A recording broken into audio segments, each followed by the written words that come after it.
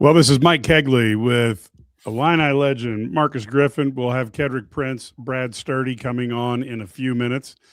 Um, Boy, that was a really that was an interesting game. I was glad that Illinois could play in a very physical environment and get the W. But I was also a little bit saddened by the fact that they shot 20% from the three, which I've got to be honest with you. Probably the worst. My sons are now all in college or out of college. But I remember when my son's seventh grade team would shoot better than that from three. Yeah. I mean, It's a string. Right now, it's a big lid on that rim for them shooting that ball. And so, but today, there's a shining light. They showed that they can score in very different ways by going on the block. Big Merch was a tank down there, and it just wasn't about his scoring. Him and Big Z was passing the ball very well after the guards was cutting. I think Jake Davis had a couple of layups slashing to the basket off post-up feeds. And so all we want to see is the adjustments when the shot's not falling. Because we both know you're going to have games in a tournament, Big Ten tournament, NCAA tournament. Teams are going to make you put the ball on the floor.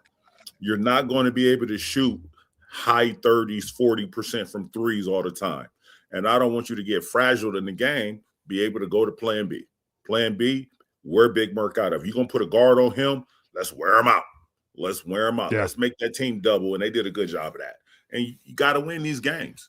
Like every team Illinois plays, I think in the last 5 or 6 years under Coach Underwood, he's getting their best shot. When Illinois comes into town, you're getting their best shot. Everybody's going to sleep a little early. They not going out the night before, and so they want to give Illinois their best shot. And they came with the energy, they came with the fight, but Illinois was able to. It was a character game.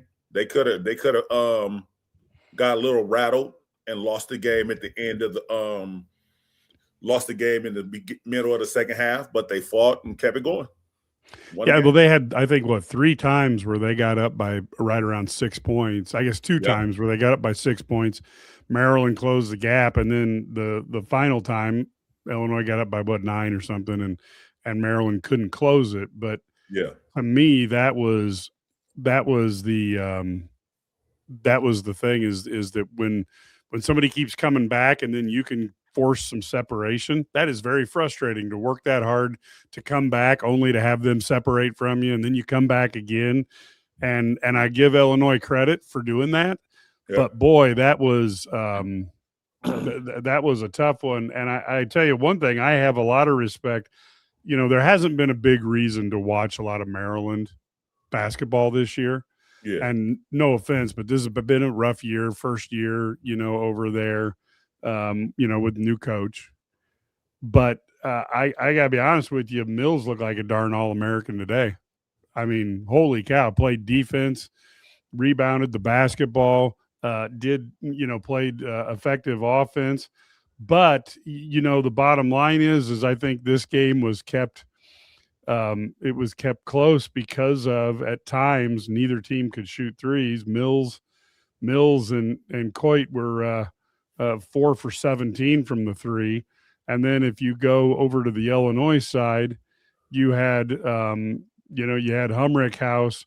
And then if you were to put Wagler and Stojakovic there with them, then now you're talking, 2 for 14. So there was a lot of missed threes to go around this game. Oh, Marcus, I'll be honest with you. Here's what frustrated me. And maybe you saw what was done to prevent this in the second half. Although I remember Big Z did have one rim run that he just didn't get the ball on. But, he was 3 for 4 in the first half with flushing down 3 dunks. Yep. I was really hoping that Illinois would try to get the ball to him more often and maybe open up the threes because they were worried about Big Z throwing down more dunks. Running the floor. What were your thoughts on that? I don't think that's something that they do. they're not known as a fast break team. So when we do see it, we see that they can do it, but it's not something that they consistently do. So we get frustrated. Oh my God, it's right there. But then that's just not their game. So it's not something that I count on them to do the whole game. Yeah. And I would have liked to seen a little more of that. Let's go through the stat line, because I do think that's worth kind of bringing up for folks who may not have access to it right away. But you had, Merkovich led the way, double, 22 points. He also had 11 rebounds, 3 assists, only had 2 turnovers, and he shot 9 for 13. I can only think of one. I did not like his shot with, 9 or 10 seconds on the the turnaround on the baseline. Yeah. Yeah, on a guy 6 inches shorter than him. Turn around, face up, shoot the ball. Yeah, and he was doing so good about recognizing matchups and going inside. I was surprised he settled for that. Boswell had 11 points, 3 for 5 from the field, 1 board, 3 assists. Clearly, he's not all the way back from that hand injury. Tomislav, 4 points, 1 for 3 shooting, 4 rebounds, 3 assists. So you did see the big guys passing a little bit on display there. Jake Davis, 8 points on 3 for 5 shooting, 2 for 4 from the 3, 2 boards and assist. Keaton Wagler clearly getting bodied an awful lot. I think, folks, the biggest opportunity for having a different supervisor of referees for the NCAA tournament in terms of what they want called. I think we may see a resurgence in Wagler if his left shoulder's feeling okay. Yeah. But he was 3 for 10, had 11 points, 3 rebounds, 3 assists, and a couple TOs. Stojakovic, 8 points, 2 for 6, and had 2 boards. Rickhouse, 6 points, 2 for 8 from the 3, with 2 rebounds and an assist. And Big Z was 8 points, 3 for 5 from the field, 2 boards. And, to me, we got to get him ball on the inside, because his elevator goes higher than anybody but the dude from Michigan. So, when you look at that, now we go for statistics for the team. That's where things get a little bit tighter than what maybe Illini fans wanted. Illinois shot 47% and Maryland 46%. 3-point percentage, Illinois was a putrid 21%. Maryland was at 30%. If Maryland hit just a little bit better, if they just hit that 35 mark that people kind of draw as as your watermark, they probably win this game. Illinois 81% from the free throw, 73 for Maryland. Illinois was 21 for 26. Maryland was 11 for 15. Maryland 8 turnovers. Illinois 7 points off of turnovers. Illinois 14. Maryland 11. Total rebounds was close. I thought Maryland had the hustle factor. Washington, Mills in particular were all over the place. Metcalf. But Illinois was 33-30. Offensive rebounds, 12-11. So Maryland's hustle kept them in there. But second chance points, this is probably where the difference of having better shooters is. Illinois, 19 points off a second chance and only 6 for Maryland. Points in the paint, bench points were tied at 22. Points in the paint, Illinois did get in there, 42-20. Give that a lot of that to Merkovich. Fast break points. This was not a fast break game. 4-4. That was a race you don't want to watch. Blocks were 3-3. Steals, Illinois 5, Maryland 3. Assists, Illinois 14, Maryland 8. The game was tied 13 times, and for 9 minutes of the game, it was tied. 4 lead changes. Illinois had the lead for 24 minutes of the game, almost 25. And Maryland had the lead for 5 minutes and 47 seconds. So you have a thing there where the Illini win the statistical battle, but from a very, very close competitive standpoint. When we're looking at the the individual stats, I know people like to know the plus minus.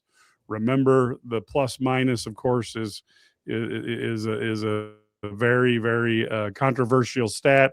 But Merck was plus 9, Boswell plus 14, Big T, Tomislav 8, Jake Davis was 7, Wagler minus 2, both Stojakovic and Humrickhouse were minus 1, and Big Z was minus 4.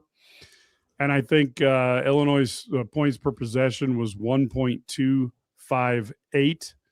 Turnover percentage was 11.3%, and their scoring percentage was 58.1. So they scored on 36 of 62 possessions.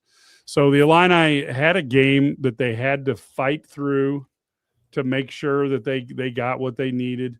And when we look at the Ken Palm, now obviously there are more games here today, but Illinois is still holding on at number 5. We see a lot of people having them as the final number 2 seed. And if they were to win their first game in the Big Ten tournament, I think there's a big enough gap between 8 and 9 that I think they probably are a 2 seed. But I got to be honest with you, Marcus, I'm a little bit concerned because the team, and I'm jumping to a conclusion here, okay, Marcus? So you're gonna have to stand up for the players, but I'm jumping to a conclusion. I see the shooting percentage kind of going down. Now, part of it's they're playing better teams toward the end of the year, but Maryland wouldn't really count. They're playing better teams at the end of the year. The shooting percentage is going down, and it looks like, this is only the eye test, but it looks like the team's got a little bit of dead leg going on right here. They just don't seem to have that little pop and hop that you'd like to see. So I think this team, when they shoot well, they can be one of the most devastating forces in college basketball. But it's been a while, and it's been so inconsistent that I'm worried they can just turn the switch on when it comes postseason. I hope that nobody on this team believes that it's just a switch that can be flipped, because on this team, they have nobody who's had, I'm trying to think, do they have anybody that's had a lot of postseason success on this team? Depends what level you're talking about. I think Wagler was really good in high school. Exactly. So we can't utilize a switch, but their style of play, the pressure that they put on defenses is gonna make for some tired legs. And this time of year, you always get tired, but that's the one thing about playing as well as they play. They have given themselves an extra 3 days of rest.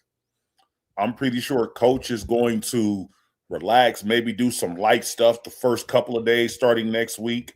Monday, Tuesday might do some light stuff. Wednesday might start to ratchet up a little bit more. And then you get the Thursday, probably be a light day, and then you got the game on Friday. So that's just usual. I can remember when we was getting ready for the Big Ten, when you take that deep breath after the season is over, after the regular season is over, you like, okay, that was a long season. But now the fun begins. Like, this is where it really is fun. And you take a day. I'm pretty sure these guys going to be off their feet the rest of the day, be off their feet tomorrow as much, to rest up as much as possible. And I'm pretty sure they'd be in Chicago on Wednesday. Yeah, well, they'll be playing on Friday. Yeah, I'm talking about when would they go up there? Yeah, I believe Wednesday, but we'll have to ask Sturdy that because he'll have a better idea. And so, but yeah, I think this is normal. But yeah, they do look. It's been like this for the last. But something else though, we got to get back to the rebounding. We haven't dominated the glass in a very, very long time. Like, I'm thinking like maybe not the Indiana game, the Iowa game. It feels like we haven't dominated it like how we need to dominate. I think we're the second best rebounding team in the country. Yeah. And we haven't shown that in these last 10 games. We got to get back to that. We have a clear, we gotta show them our toughness on that glass. And then everything else will follow. But we got to show people you're not going to get a bunch of second and third chances coming against us. We're going to play defense, and we're going to hold down the paint by rebounding the ball. Yeah. Now I'm gonna throw one question up here because people People are taking my material. Uh-oh. Yeah, I know. We've talked about this, and this is a frustration that I've said over the last couple of years. Is we always have this team that is so deep and it's so well thought of, and the coaches tout it, and then we only have 7 or 8 guys who play, and I do think when you look at a couple teams, Michigan State. I would like to have seen one more player get developed, and does it make a difference in the dead legs? Probably not. But having one more guy in that rotation, I think helps a little bit, and having one more guy that you can trust, down the stretch gives you just another alternative, another tool in the toolbox for the coaching staff. Yeah. And I do find it frustrating. You've obviously, Illini legend. Did you guys have anybody on your team that everybody kind of thought was going to play, and then by the end of the year they just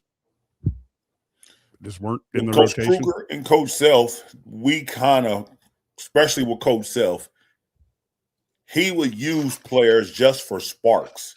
So sometimes Jerence Howard wasn't part of the rotation, but guess what? Jerence Howard is going to come in the game because maybe if it's just for 2 minutes, just a spark, a little intensity that he can bring in. And especially as you see how they're guarding Wagner now, they're being a lot more physical with him, a lot more physical. And that usage, all it's doing is making him more tired. So I would just bring in another guard, let him get, even if it's 2 minutes, or you do it at a 9-minute mark, and you got the 7-minute timeout, and you put him back in, stuff like that. But yeah, we've already talked about this, that short bench. Maybe that's one of the reasons why these legs are getting heavy, because it's so short. Yeah, and that would be probably my biggest frustration with the Illini team, and it is a consistent thing where we think the bench is going to be much deeper than it is, and then it comes up short. So I look at that as you have to. The coaches have to get better, just like the players do. Each year you'd like to think that Coach Self is a better coach today than when he coached you all those years ago, because he learned and he worked at his craft. And so to me, if I'm looking at something that the Illini coaches can do better, it's if every year you have a guy or two that you think is going to play who gets here and can't play, then you have to get your identifying talent. You got to sharpen that pencil and do that a little better. Yeah. And that's where I guess that's where I get that. That's where I would say, I'd like to see some degree of improvement. I don't know that having a ninth man all of a sudden makes this team Duke or anything like that. But I do think, like you said, Wagler is fighting through something, because he has played differently ever since that spill at UCLA. Yeah. Now it didn't look horrible, but he has played a little bit. He's definitely fighting through some stuff. I'll give the kid credit because he doesn't complain. He goes out there, but I do think ultimately Illinois has to figure out something to help him out. And I'm going to ask you this, Marcus, but I think when you change up, the guy who when you change up the objectives of how the NCAA tournament is reffed compared to how a Big Ten game is refereed, I think we'll see Keaton Wagler score a little more, and I think we'll see him get to the free throw line a little more often, because they're not going to let guys tackle and grab him for 94 feet the way they do in the Big Ten. You think am I totally smoking crack on that, or do you think that's a realistic expectation? All I'm gonna say is it depends on the referees and what conference they're representing. If you're getting Big East referees, you're not going to get. They call the game physical as well. They're going to let those guys grab, hold. But it kind of just depends on where those officiates are coming from. It'd be easy. It'd be perfect if everybody had the same brush and all the games was ref the same way. And maybe if that was the case, maybe I have me a Final Four under my belt. That's exactly what I think. Yeah, but it's not like that. And so you're going to have certain referees. That's like if you got Pac-12 they're going to call the game not as physical as what a Big Ten referees and what Big East referees. I'm not that for sure with ACC. I'm not familiar with if they a lot of physicality go on over there. I don't know, but I know Big East they're gonna let them boys play. So just depends. But no, you're not losing your mind with that take. Yeah, I just keep thinking that's the key. And of course, we've heard, Sturdy, and we've heard that, there is some, he's playing through a little bit of pain from the left shoulder. Is it, who knows? We'll find out after the season's over. Guys play through injuries. You played through injuries all the time. I mean, it is what it is. I think today they did a great job, especially in the second half, of taking the ball out of his hands. They need to do it so much sooner. They need to do it so much sooner because until the referees start getting those guys off of him, he is going to get held, grabbed, hit every chance. It's out on him now. That is out. Let's be physical with him. Let's physical him up. If they're going to keep the ball in his hands, we just going to beat him up all game long. That is what it is. You can see it. I don't know what game changed it, but now you can see every week that's what teams are doing. Teams are like, we're gonna muck it up with him. He comes in the basket, we want to hit him. He's coming off ball screens, we want to bump him. He comes around screens, we want to bump him. So he's just gonna have to play a lot more with the ball not in his hand as much, so he can take breaks. He can't take breaks on the defensive side, so he's going to have to take breaks on that offensive side. Looks like Ked may be back in the building. Ked, can you hear us? Hey, fellas, can you guys hear me pretty good or no? Yeah, we can hear you, sir. That voice pretty good. So, Ked, we were talking. Oh, so we will see if we can get Ked lined up on this or not. But yeah, and I think the other thing that I was actually liked what Maryland did, and I would love to see Illinois do it more often, was I like the idea of switching up defenses. Sturdy brought this up the last podcast, Marcus, and I know you were coaching and you got a free coaching weekend now, but we really like the switching up the defense to keep teams off balance. Yeah, I know Maryland did that, and I thought that helped them out a few times in this game. Yeah, it was that. Oh, that's me. Yes, I agree with that. You have to be willing. It's good if you got the players that can, like during makes, go back in a 1-2-2 and then go back into a 1-2-2 zone. I love that. I love being able to switch it up from time to time, especially when teams are attacking you in a certain type of way and you can't keep teams out of the paint. So you want to switch it up on them from time to time, maybe throw in a half-court trap, maybe slow the ball up, especially when you play a team like Michigan State who likes to jam the ball right down your neck after a score, maybe falling back in a 1-2-2 full-court press just to slow them up so you could get back and maybe – fall back in a soft man-to-man or go back into a 1-2-2 zone. I love that. Yeah, no, I totally get it. Ked, are you on? Nope. And nope. We get that. We get that figured out. So let's talk a little bit about Merkovich. 22 points, 9 for 13 from the field, 0 for 1 from the 3. So he did not push the 3, which was I thought was good tonight. 4 for 5 from the free throw line, 11 rebounds, 3 assists, 1 foul, and 2 turnovers. I'm telling you right now, in a normal world, Merk is probably Merk is.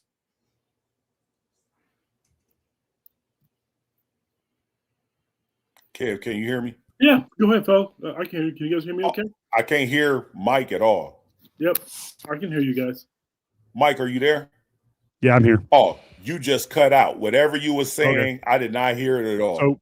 So Merk had a hell of a game, and he basically ended up 9 for 13, 22 points, 11 rebounds, 3 assists. So this guy, that was an all Big Ten style game today. Yeah. Just how important is he, and having him clicking when the rest of the team isn't, maybe the the thing that saves this team. Oh my! If just looking at this game, don't take nothing. He matched energy. He matched energy. He didn't do anything special. He just matched energy. He was like, "You gonna put a little guard on me? I'm gonna dominate him on the glass." That's all he did. He was like, "Oh, 6'2", he can't stop me from rebounding. I'm getting all these offensive rebounds." That's all he did. He was like, "Okay, we're gonna punish you for playing this way." And that's all I've been talking about. You punish the defense for being stupid. You want to put 6'2" on 6'10", guys, you shoot the ball. I'm healthy that I could go after every rebound, just like he was doing at the beginning of the season. I like to see that motor coming back, and it's coming back at the right time.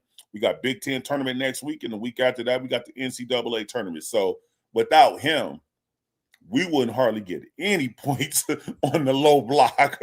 So he is a godsend. And any other time, he might be freshman of the year. He easily could be freshman of the year. But you got this kid Wagner who might be Big Ten player of the year and freshman of the year this year. So, but yeah, I love his game. I love his motor today. He was solid. I'm glad that he wasn't staying out by the three. As soon as he saw a matchup that he loved, he went straight to the box. And I love that attitude. I love that energy. And I just want him to continue to be like that going into next week as well. Yeah, Cad, what were your thoughts on Merk today? I'm not surprised. Just going back, months ago, way back in October when Illinois had media day, Brad Underwood talked about him. One of the things he told us was, which we all see from time to time, was some of the things he does on the court are just it's hard to just fathom. Like Brad chewed him out a couple times and for hanging on the rim. I mean, things like that. He doesn't think things through. When a tight game, he could get a technical foul. I remember early in the season, he threw a 75-foot bounce pass or Brad came unglued with. And I mean, he is who he is, but he's a really, really good basketball player. And, there's no sense now. This team is who they are. I'm sorry I missed the first part of the show. I was actually doing some recruiting work for the University of Illinois. So that's why I was late, fellas. But having said that, they're not going to change. If Illinois is going to do anything in the post-Griff and anybody who's listening, it's going to be him. It just is. Yep. I don't understand, why Tommy, who struggled for the last 3 or 4 games, doesn't want anything to do with it. But what's the point of talking about it? It's not going to change, and it's what it's going to be. Is Tommy dealing with any injuries? Because it was a mother this time, Leroy. Does Tommy have any injuries, KP? Yeah. You know what? No, I don't. He appears to be healthy. But here's what I think, guys. And Griff's, there's a lot of kids who put on weight, and sometimes it doesn't fit them. It doesn't. And I think he's so big, he's not as mobile as he once was. Compared to his brother, he's not at all. No, Zonomer can move. And if it was me and I'm not coaching, that kid would be getting 30 minutes a game because he is mobile enough to at least move. He can get up. He will attempt to block shots, and he'll try to get out and guard. And he's able to guard the perimeter better. And I'm not criticizing Tommy. It's just not who he is. I think gaining weight is what everybody thinks that's a natural thing to do. And I'm not criticizing Adam Fletcher because he is a master at it. I just think it's hindered his game. He's not mobile enough. So if he's not mobile enough, then, and shots aren't falling, he can go to the block, but Zonomer doesn't do that. So, I mean, Tommy's hurting himself, and he came into the season, guys, as a preseason, potential, all Big Ten player. He hasn't lived up to that, and that's okay. It happens, and David's doing his thing, and I like what he's doing, and I like today he is not afraid, and some of the shots he makes, I just don't understand it. And I will give kudos to the coaching staff. There was 3 or 4 times where I thought they came out, like you mentioned, Griff, when I first joined. They exploited mismatches in the post, and they did it out of a timeout. And I have been very critical, and I'm sorry, I have been. Today was the first time it took a whole season where I can tell you 3 different times during a timeout they came out. The first play of the game, I text our group text. They ran a good set. It's there in the arsenal. It's there, and I was impressed with that part of it today. I will double down. Me and Mike talked about it before we went live. I love the adjustments with the concern of getting the ball down low. Like Dave was asking for the ball. As soon as he come off a ball screen, they set a ball screen switch. he'd throw the ball back to the guard, and he was going straight to the block. I love that. I love the attitude that's telling me. That attitude is saying for everybody, I'm not letting you off the hook while guarding 6'2" on me. I'm not letting you off the hook. I don't need to shoot the ball every time, but when I score a couple of times, now I got you running double teams. You're coming from the baseline side. I'm getting Jake Davis to cut through. I'm being able to see the guard straight ahead to shoot some open threes because I think he passed out a couple to hit some threes. But yeah, I like the energy. I like the mindset, what it's telling his teammates, and I love it what it's telling the opposing team. Not today. 6'2" ain't guarding 6'9" today. He did a really good job. You're right, Griffin. We can't, downplay the fact that when he got double teamed, he made the right pass. Yeah. I've never seen Jake Davis make a cut the way he made. I thought that part of it was great. It was good to see him do that. So having said that, he just looks really, really good and comfortable. And I know we've talked about this, and you guys did too, because I heard a little bit of it. If it wasn't for Keaton Wideman, that kid would have a legitimate shot for Big Ten Freshman of the Year. He really would. Let me say something to what KP just said. KP, it's easy to cut when you know you got a big man that'll pass the ball. Facts. People wasn't cutting when I was playing because they knew I was a black hole. When you threw the ball to me, I was shooting it. So I don't blame you because sometimes they didn't throw it. They refused to throw it down there. So I don't blame you, Griff. Yeah, I'm letting it go. So, but when you got big man that's willing to pass that ball like Illinois has, cutting to that basket when you know if you're open, they're going to hit you. It's a great thing. Yeah, I would like to actually see them work on a few more reads for guys to automatically go to the basket, because I think if they were consistently cutting, particularly like they did in the first half, that's probably 5 layups a half that they get a shot at. And, like I said, in that particular half, that was 3 dunks for Big Z. And yeah. I'd like to see more of that. I'm with you.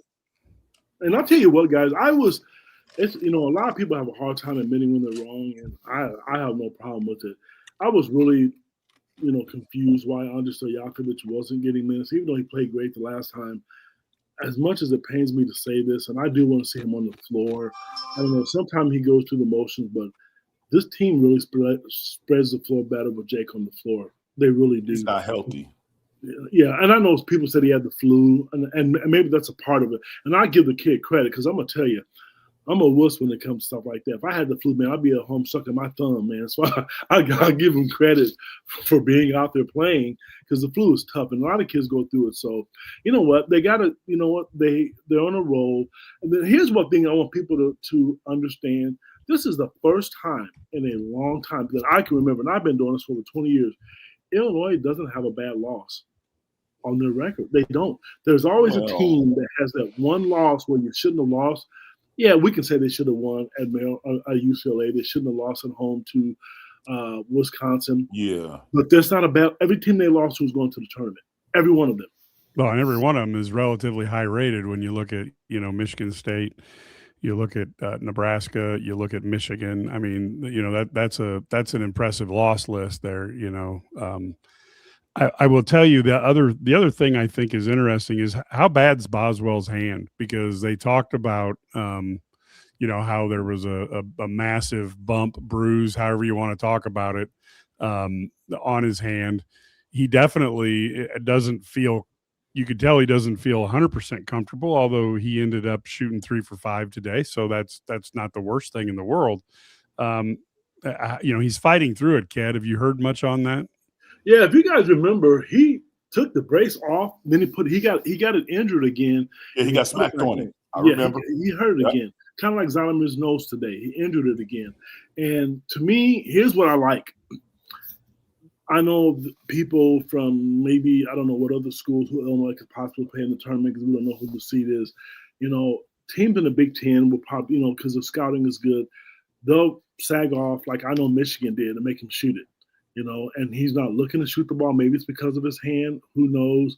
But in the tournament, they're going to know, and they'll look at the games where he's played well. He's capable of shooting it. So I think it's going to bode well. Now that the regular season's over, Everybody's playing 0-0 going to the tournament, but they know each other. So I don't care about the fact that he's not shooting a lot of threes right now. He ran the offense really, really good today. He's still a really good defender. So I like that part of his game. Right now, he's that senior point guard. And at the end of the day, it's lose now or go home. And I think you're going to see a way more aggressive Colin Boswell in the eyes of his teammates. Like today, Coach Underwood, I know Brad just got on, but Coach Underwood was chewing out David once, which we all saw.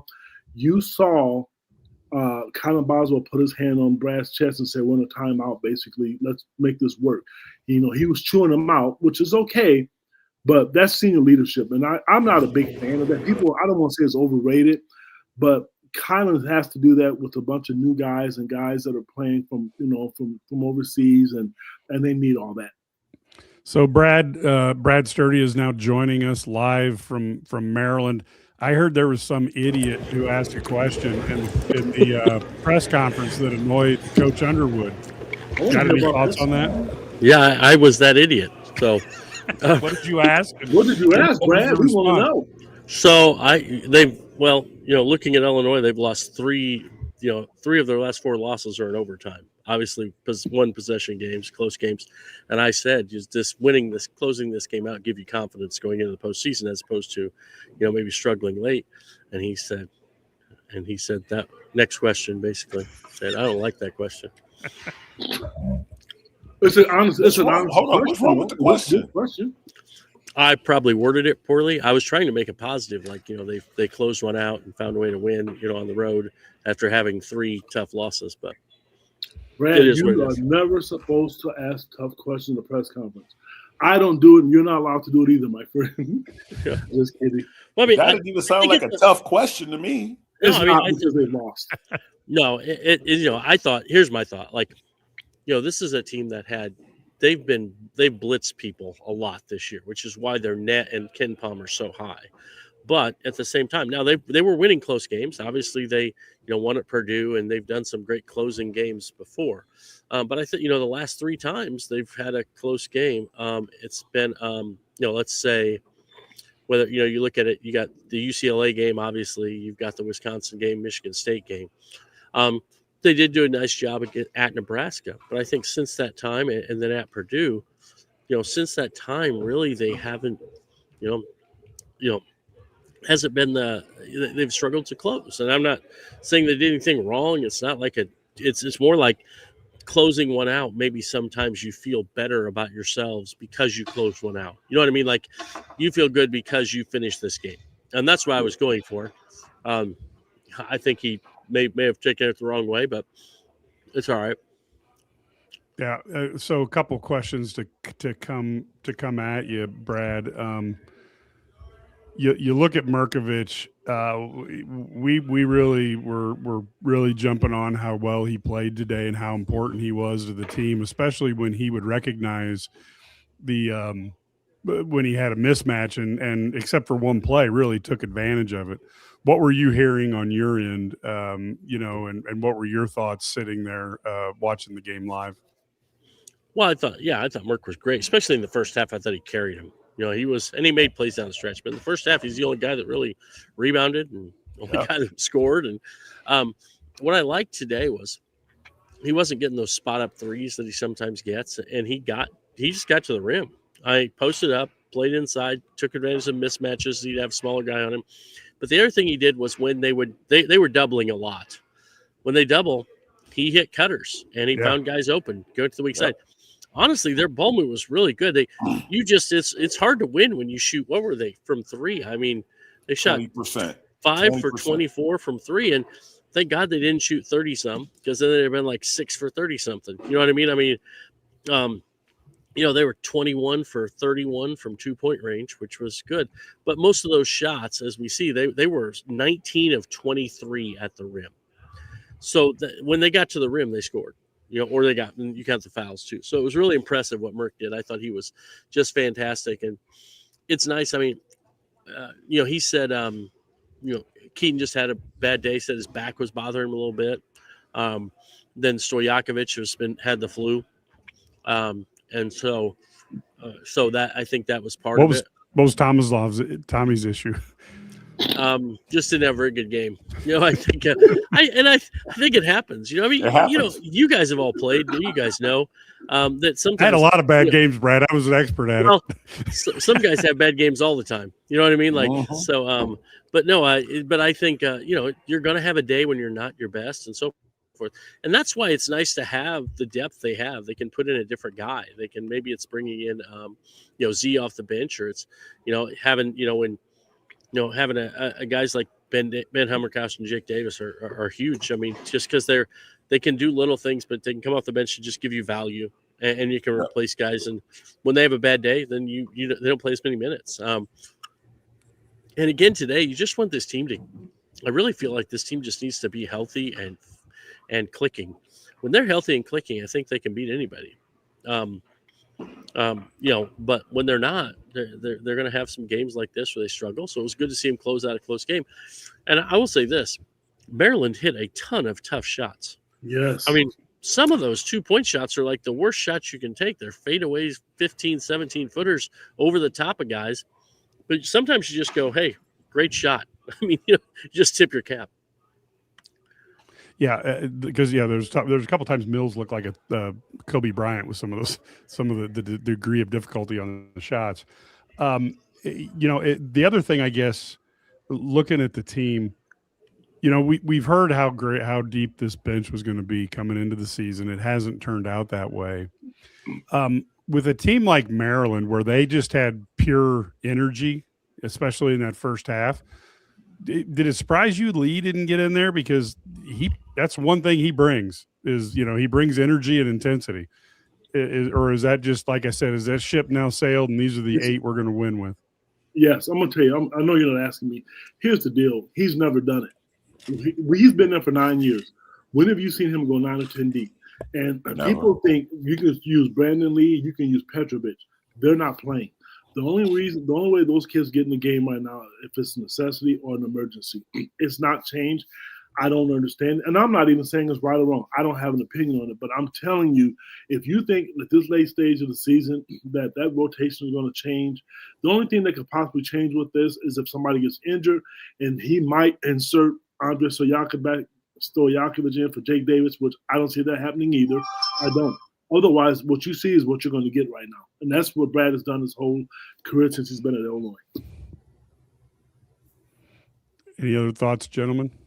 Nope, I agree with everything the KP said. True. Hey, let me ask you guys. I don't want to be a Debbie Downer and change the subject here. Mike, you made a comment about Izzo here in the section, and my phone has 74 messages on it about Izzo and Fears, but I see him playing in the game. Did I miss something? Yeah, Fears did the backwards nut kick again. No, he didn't. He didn't do that the first time, Mike. Yes. What are we looking at here? Yeah, well, that's right. I'm sorry. He did what he mirrored what he didn't do earlier in the year. So yes, so he really did do it again. Yeah, he really did do it. Yeah. Oh my gosh, I don't even read the messages. It is what it is. I mean, look, Izzo has a whole different level of referee intimidation going, and look, we've seen it. Gene Cady was the same way. Bob Knight was the same way. There's some guys they've just been around for a while and they've been successful, and then they can, they get the calls. It is what it is. Illinois, I think if Bill Self had stayed, I think Illinois would get those calls too. But he's over in Kansas now, so he ain't getting them over there right now. No, yeah. I love these comments, man. We have some good loyal listeners, man. I'm laughing, and smiling at some of these comments. Yes. Yeah. The mom jokes are rolling. Well, today it really was a mom today, so I have to tell the truth. It really was. So I'm single. I'm just kidding. Hold on, let me say something. I was in Champaign a little bit more over these last couple of games than I have been. And to anybody that ever questions, am I an Illinois guy? It is ridiculous. I am orange and blue to the death of me. I am an Illinois guy no matter what I say. Who's questioning you, Griff? I mean, not names, but like, what do you think? I ain't gonna put people out. But when I was there, I had quite a few people. What'd you say? You're on a podcast it's an Illinois podcast, and you talk Illinois. You're passionate about it. You can tell. If you weren't an Illinois guy, why would you be on a podcast? Why would you go to games, man? Yeah. He just asked a bad question. He asked a bad question. Yeah, people questioned it. People was man. literally, I'm happy to see that you got an Illinois shirt on. I couldn't tell. I had Really? those conversations when I was in Champaign. But just to let anybody know, I am Illinois all through and through. I will not address that again. Well, since you're saying that, you're good friends with this guy named Lucas Johnson, and he has a daughter who's really, really good. She's if you got some connections, man, I know as a freshman. As a freshman, she is going to be a monster. Yeah. So she is going to be a monster. We're going to take this segment, and I want to make sure Lucas gets this segment. Or you can help us out, Mr. Illinois guy. Miss Green needs to be wrapping her arms around her right now. Oh, she's been down there, my friend. I'll talk to She needs to be wrapping them arms around her right now. Yes, and we've lost all control of this podcast. So, Sturdy, what thoughts then come to mind after watching that? Now, do you have any idea what they're going to do in practice the next 4 or 5 days? I mean, right now, and I'm going to tell you, this is me, nobody else. It looks to me like the team's a little bit on the dead leg side. Their 3-point shooting has been atrocious. Do they need rest? What do you think is on the menu, and what are your thoughts? Now we've lost your audio. Sorry, I pressed the button. My bad. Okay. Yeah, no, Brad mentioned it postgame a little bit when you talk about this team has shot. I think the last 4 games have been 31, 31, 28, and 21 from 3. So obviously not in a good shooting rhythm right now. And really since the first half of the UCLA game, they made some shots. And since that time, it's been a struggle. And I think you're right. Some of it's but I think there's this 20-game gauntlet that they play, and 18 games in essentially 2 months, while also playing going to school or taking classes, doing all that stuff, practicing individual workouts. Yeah, all the stuff that they're doing. So it's hard. It's a lot, right? And then so I do think that I think that's part of it. I think also they need to keep working, getting some shots up. They have to get better at their defensive discipline. I still think there are little things like when you give up, sometimes you can't just give up a basket, because if you have a bad possession and you let somebody, and you guys know, I mean, I was a shooter, right? If I make a shot, once I hit one, then I feel like I'm going to make them all. Yep, you know what I'm saying? Like I'm bigger, and you just feel like, so if you give that guy confidence early, then you feel like they're going to keep shooting. So I just feel like that's the one thing. They can't have a breakdown early in the game. But I don't know if that's. I think a lot of it is just mental stuff. I don't know if they're. I do think maybe the legs are a little bit tired, but I think they're mentally tired too, right? I think at this point in the season when you're really playing for. I guess you're playing for seeding, but these guys don't understand. They're not seeing seeding. They don't think of it like we do. They're just playing the game in front of them. But I think you'll see a different energy when they get in the Big Ten tournament and the NCAA tournament. I think that it's when you get through this grind, it is hard. And think about how many teams we've seen lose that aren't just really, really good of late. I mean, obviously, I thought, outside of the Big Four right now, they've all had bad losses. And even Arizona looked very pedestrian for much of the game in their last, the other day. So this is, it's a hard time of year because it's a grind. Now, if you're playing for a Big Ten title or something today, probably a different level of energy, right? And so I think that's part of it. And it's very, so I think mentally they're going to have to get through. And that's what I would just work on their fundamentals defensively. They don't know who they're going to play yet. I was told that Iowa and Nebraska have set basketball back to the 50s, although they scored more points than the 50s. But yeah, they don't know who they're going to play yet until that game ends. Yep. But yeah, I do think mental is the biggest. You're going to physically, I know these guys are well trained, but I don't care who you are and what kind of shape you're in. Legs hurt. I mean, your legs get tired. I mean, It doesn't matter who you are. But you got to be mentally tough and fight through it. And you can guarantee if you got to play 3 games in 3 days in a Big Ten tournament, your legs are going to be tired on Sunday.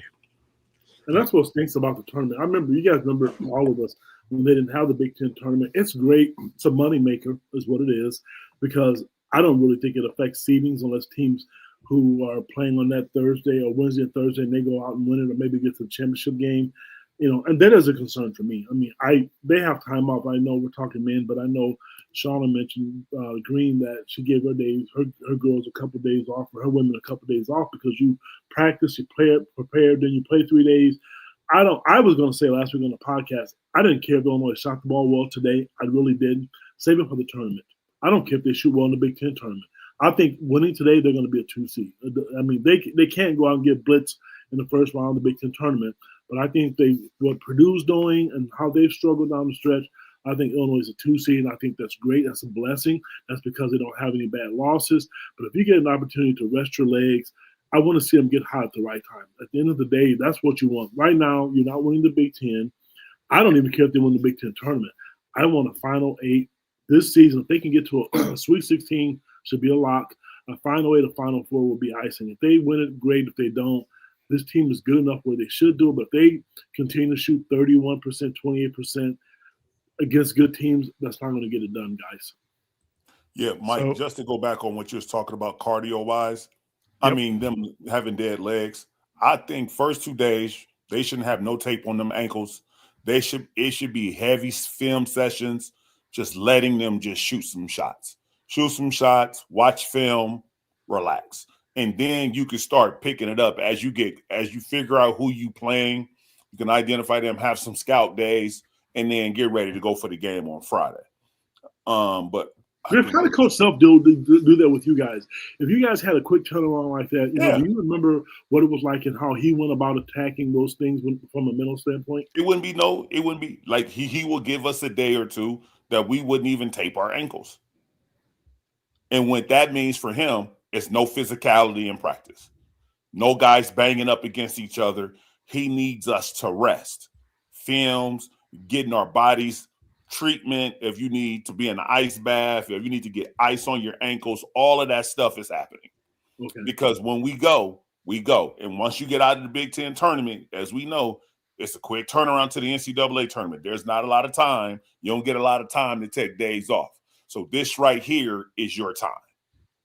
And then mentally tough, you just got to, it is what it is. You just got to let it go and you got to bring it.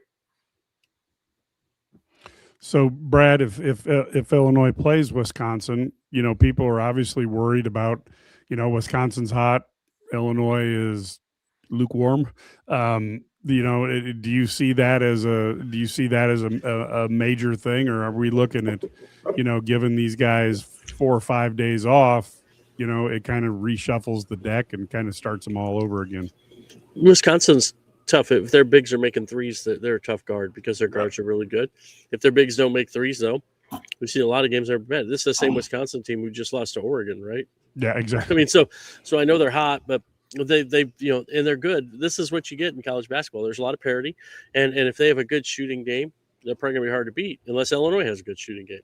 So I do think so it's gonna be interesting. By the way, I will not tape my ankles on press row in honor of Marcus. So we're on the airplane going home. No ankle taping. Yep, don't tape. Better get to the airport. Better get to the airport early if all the stories on Twitter are correct. No. Can I ask y'all a question? Yeah, go ahead. JP, you said something earlier that Illinois will be a 2 seed, but then I heard on TV that they will be the 4th 2 seed. Do y'all are okay with Illinois being the 4th 2 seed or the number 1 3 seed? Me personally, I think it matters as a 2 seed, I guess. But when you're that low, because it's going to be the ranking as a 4th seed, 2 seed, you're going to play the toughest next round opponent. So it's nice just because of the fact that you get that 2 seed, I guess. But when you're in the second, third round anyway, I have to admit it. I don't think it's going to matter. I really don't. Because you still got to beat them anyway. Yep. Yeah, it'd be interesting. I think the key for Illinois is I think they've pretty much locked up that they're going to be in St. Louis in the first 2 rounds. I think that's a key because that's where you want to be that because they'll have almost a home court advantage, right? And then what would be interesting though if they have if they get like Missouri as the 10 seed down there or something like that, that would be interesting. or maybe St. Louis is in that somewhere in there, 7 or 10. But no, I do think they're going to end up in St. Louis, and I think so. I think that's part of it. They're definitely they should have a protected seed. Then after that, I think you get in the Sweet 16. If let's say they're the last 2 seed or the first 3 seed, they're probably getting Iowa State either way, because Iowa State seems to be 9th, right? So maybe that's now here's the weird part. We were talking about this before the game. I don't think Michigan's a great matchup for them. I think they'd rather play some other teams that they haven't seen. But if you do that, you could still, let's say they're the 3 seed and they say, well, we're going to put Iowa State as the last 2 seed, Illinois is first 3 seed. And then Michigan, somehow we got Michigan, Iowa State, and Illinois all going, and Iowa State and Illinois go St. Louis to Chicago. That would be interesting, right? So that would be interesting. So no, I think I think the biggest thing is just take care of business. I think winning the Friday game is important. But after that, I mean, if they're the 4 seed, I haven't even looked at the score of that game, but if they're the 4 seed and they're playing Michigan on Saturday, I don't. If you win, great. If you lose, you get an extra day to get ready, right? I mean, the Big Ten tournament's cool, but and then you got to play another 40 minutes on Sunday and all that stuff. So it's not gonna hurt them lose. Like, we all like the wins and losses, but if they lose to Michigan, they get another day of rest. Let's be honest, you get another day of rest on those heavy legs. Yep. Yeah, and Michigan currently, just for those people, doing 2 things at once, Michigan's currently up 76-70 with 3:31 to go over Michigan State, and Nebraska is comfortably ahead of Iowa 46-35 with almost 13 minutes to go. So, we're looking like Nebraska. I mean, I'm not saying Iowa can't come from behind, but I just don't see them coming from behind in Lincoln. Yeah, that would be tough. We'll see. We'll see, but I think you're going to have that happen, and of course, and you probably want to avoid Michigan State at all costs too, because some of your players might get kicked in the nuts. Yeah. So, and it's still the Michigan coach's fault, no matter what happens with Jeremy Fears. It's obviously Dusty May's fault that happened. Yeah. No, I mean, someone said they have doubts they could beat Michigan. I think they can, but things have to go really well for them to beat Michigan. I mean, here's why they can beat Michigan. Don't think about what has happened the last game. I look at the season. I don't just watch the one game. I don't just watch Illinois. Northwestern is one of the worst teams in the Big Ten in college basketball. And it's a different game. But at one point in the second half, they were up by 16 points against Michigan. What did Michigan do at Iowa just last week? They're beatable. Illinois just has to do what they do well and take care of their business. Illinois makes shots. They can play with anybody in the country. We say that, so we can't. I'm not going to renege on that. To me, there's not a team out there that I think Illinois is afraid of. And we haven't talked about it, but I don't want to play Duke because I think they get every call. I will play Michigan. I'd rather see them play Arizona. Keep Duke away from me, because if you look at them and you spell their name wrong, it's going to be a foul. So I don't want any smoke with Duke. I will play those teams because Illinois can compete with those teams. We've seen them do it. So Michigan is beatable. I mean, they're playing right now against Michigan State. It's a 6-point game, as you mentioned. Michigan State isn't trash, but they're not beating them by 40 points either. So you just have to bring your top hat, your best hat. Illinois did not play well against Michigan last Friday, whenever that was. Hold up. Can I ask you a question? Please. Do you think Illinois is capable of physically taking on Michigan? Physically, it's two different teams. And no, I don't think Illinois is physical at all. We just talked about it 20 minutes ago. The only physical person on that team is David Merkovich. And people want to criticize how he played against former Illini Maurice Johnson, but David put up a double-double against him. If Illinois is not physical against anybody, we talked about, Tomislav wanting to shoot threes from Europe or Hong Kong or Egypt. He doesn't want to be in the post. So be it. I'm cool with that. But if they're making threes, Michigan has to guard that. They have to guard the pick and pop. I don't even think, truthfully, everybody talks about how well Yaxel did against, Keaton Wagler. Keaton got going in the second half. They just have to make open shots. And Brad mentioned it. I'm mentioning it again. I don't care about playing anybody in the tournament. When you get a guy like Ben-Hur Rickhouse going, and I'm a huge fan of him going, you get Jake from State Farm going, you get Zonomer going because he hasn't been going. and Keaton, looking to be confident again, they can play with anybody. Yes, I'm personally, Griff, physically no, but when they're going, man, their offense, you have to guard that. You really have to guard their pick and pop and how they get to the rim and kick out. I love that about them. Yeah, I think they got to make threes. I mean, Z's 2 for his last 19 from 3. Yes, it's pretty bad. Hey, just throw lobs for dunks to him. I mean, he's really good at that. If they just let him do that, it'd be perfect. Yeah. I think Tommy is 2 for his last 17, and Z is 2 for his last 19. So combined, that's 4 for 36, which is 11%. I think if they shoot 11%, they're probably good. You're open. Why are you open? Because I can't make anything. No, because you're 2 for 18. Yeah, exactly. Well, it's like, hey, look at today, though. Darius Adams comes in and makes first 2 threes, hits 4 or 5 shots. He's shooting 24% from 3 coming in, right? I mean, This is the thing. Like sometimes and I think Illinois kind of has to have that kind of performance where they just, if Z is 3 for 6, and Ben is 3 for 6, and suddenly now you got an extra 12 points there from what you had the first time you played Michigan. Well, now it's a competitive game, and you got a chance to win a possession game, and that's the way you're going to beat them, because you're not going to just go out there and blitz them because they're too good for that. Yep, I agree. Yep, you got to get it down to the last 3 minutes. Let it be possession by possession. Execute. Yeah. And you got to knock down the key 3. I mean, that's been the thing that was. I mean, Rickhouse had a rough game today, going 2 for 8, but the one that he hit going down the stretch was important. And so you need to hit the ones that are important, and then you also need to just be a little more consistent. So let's go around the horn and wrap up here. We're over the hour mark, so I'll go Marcus, Ked, Brad, and then we'll take it home. Any final thoughts? Great win. Now let's rest up. Let's get our bodies and our minds right, because you can do something that no Illinois team has ever done by winning a national championship. So let's focus in. Let's let all these little nagging back injuries, hamstring injuries, let's get these taken care of. Let's have the right mindset, the right physicality going into the Big Ten tournament, and let it continue to go into the NCAA tournament. So great first season, great first part of the season, on to bigger and better things. Let's go. Well, I'll be brief.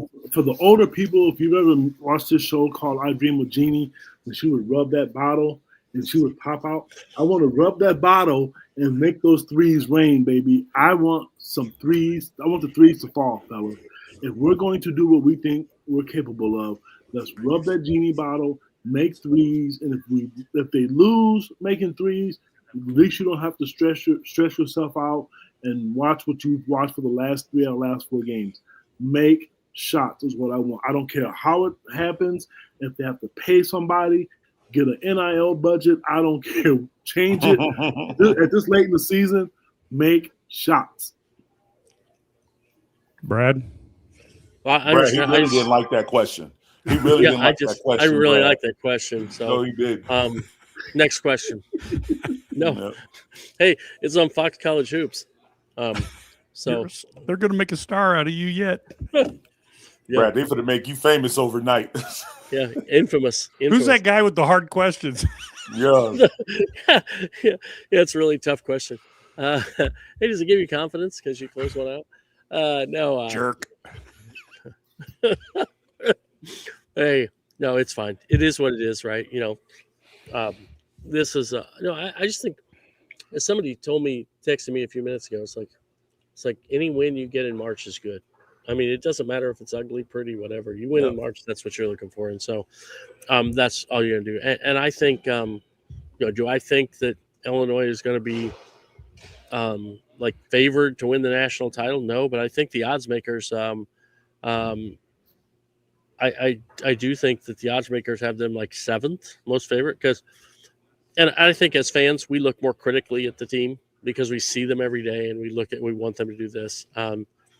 And that's, I think, where we got to look at everybody's losing except for those top teams, but it only takes one bad day, and it only takes one bad day, and one of those is out, and then you have a clear path, and who knows? You don't have to beat them in a best of 7 series. It's not like the NBA. You got to win one time, and that's why it's so hard.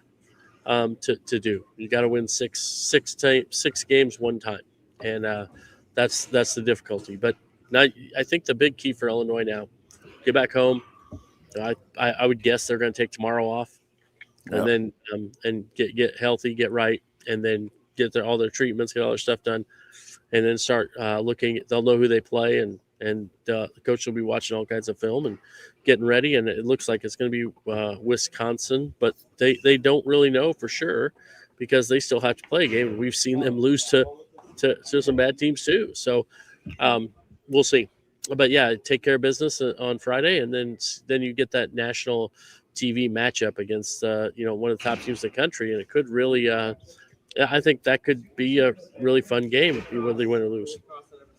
Yeah, we will be back. Of course, we'll have our coverage, and we'll do a halftime show for the Big Ten tournament. So we will be able to do that, and then we will obviously have post-game show. Should be an exciting tournament. Let's hope the Illini sharpen the tools a little bit as they get ready for a pretty critical run here at the national title in the NCAA tournament. Obviously, it's a single elimination, so Lord only knows what's going to happen. But this is an important one as Brad Underwood wants to see what he can do about getting to the Sweet 16 and repeating to the Elite Eight or even higher. I'm certain this Illinois team and staff have high expectations. Now the key is, can you live up to them? So we will be back later in the week. Until then, folks, go Illini.